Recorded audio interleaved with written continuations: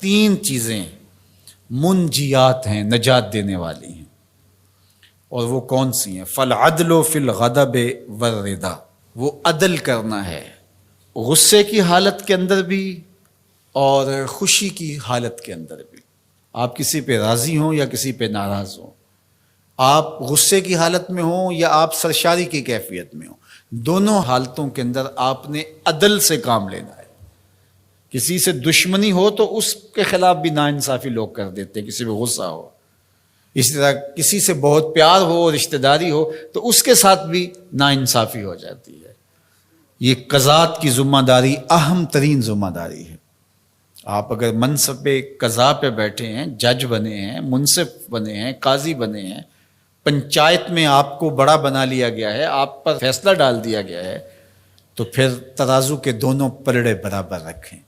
کوئی فرق نہیں پڑتا کہ رات 12 بجے عدالت لگائیں یا دن کے اجالے میں لگائیں، لیکن کریں انصاف، پھر تمہارے اوپر کوئی انگلی نہیں اٹھا سکتا۔ لیکن اگر تم عدل نہیں کرو گے، اگر تم انصاف نہیں کرو گے، تو قیامت کے دن جو ظالم قاضی ہوگا اس کو لٹکایا جائے گا۔ تو اس لیے ارشاد فرمایا کہ جو نجات دینے والی چیزیں ہیں وہ غصے کی حالت کے اندر بھی اور خوشی اور سرشاری کی کیفیت کے اندر بھی عدل کرنا۔ ایک عربی مقولہ ہے، الملک یدوم بالکفر ولا یدوم بالظلم، ملک کفر کے ساتھ تو قائم رہ سکتے ہیں لیکن ظلم کے ساتھ قائم نہیں رہ سکتے۔ دنیا کے کتنے ملک ہیں جہاں نظام کفر کا ہے لیکن عدل پایا جاتا ہے تو وہ خوشحال ہے۔ لیکن لوگ نمازیں بھی پڑھتے ہوں، سجدے بھی کرتے ہوں، اعتکاف بھی بیٹھتے ہوں، حج عمرے بھی کرتے ہوں، لیکن عدالتیں انصاف نہ دیتی ہوں، سکون کبھی نہیں ہو سکتا۔ عدل انصاف اگر قائم ہے تو ملک طمانیت کے نور سے مالا مال ہوتا ہے، ملک ترقی کرتا ہے، ملک آگے بڑھتا ہے، اور معاشرہ پرسکون ہو جاتا ہے اگر عدل و انصاف کا نظام موجود ہو۔ تو اس لیے اللہ کے محبوب نے فرمایا تین چیزیں نجات دینے والی، ان میں سے پہلی چیز کا ذکر کیا، غصے کی حالت کے اندر اور رضا کی حالت کے اندر عدل کے تقاضوں کو پورا کرنا۔ اللہ اکبر۔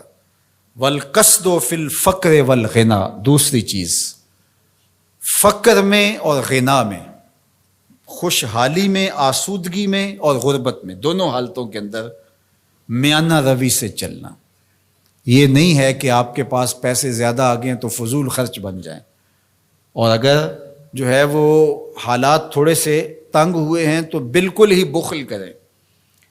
دونوں حالتوں کے اندر میانہ روی کے ساتھ چلنے والا کبھی کنگال نہیں ہوتا۔ اللہ اکبر۔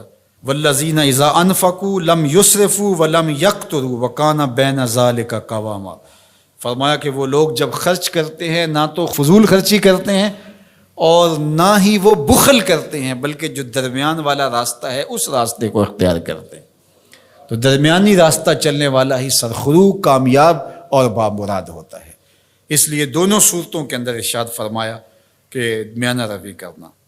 وخشیۃ اللہ فی السر والعلانیہ، اعلانیہ بھی اور مخفی بھی، دونوں حالتوں میں اللہ سے ڈرنا، یہ نجات دینے والی چیز ہے۔ جو لوگوں کے سامنے اللہ سے ڈرتا ہے اور مخفی جگہ پر جا کر کے اللہ سے نہیں ڈرتا تو وہ اعلانیہ طور پہ ریاکاری کر رہا ہے، اللہ سے نہیں ڈرتا۔ تو مخفی طور پہ بھی اللہ سے ڈرے اور اعلانیہ طور پہ بھی اللہ سے ڈرے۔ ان الذین یخشون ربہم بالغیب لہم مغفرۃ واجر کبیر، جو اللہ تعالیٰ سے بن دیکھے ڈرتے ہیں، اللہ جل شانہ نے ان کے لیے مغفرت بھی رکھی ہے اور بہت بڑا اجر بھی رکھا ہے۔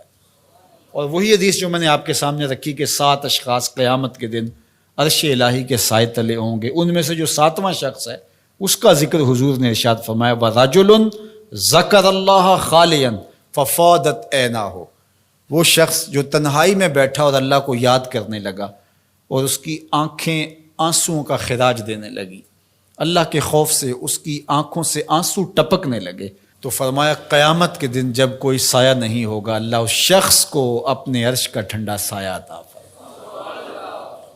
تو لوگوں کے سامنے آنسو بہانا اور تنہائی کے اندر آنکھوں کو نوری نصیب نہ ہو تو یہ ریاکاری ہے، اور ریاکاری تو ایک ایسا جرم ہے، ایک ایسا گناہ ہے جس کو شرک اصغر کہا گیا۔ کسی گناہ کو شرک نہیں کہا گیا سوائے ریاکاری کو۔ تو ریاکاری کو شرک اصغر کہا گیا ہے۔ تو اعلانیہ طور پہ بھی اللہ سے ڈرو اور مخفی طور پہ بھی اللہ سے ڈرو، لیکن اگر خلوت اور جلوت میں فرق ہے تو یہ بدترین صورتحال ہے۔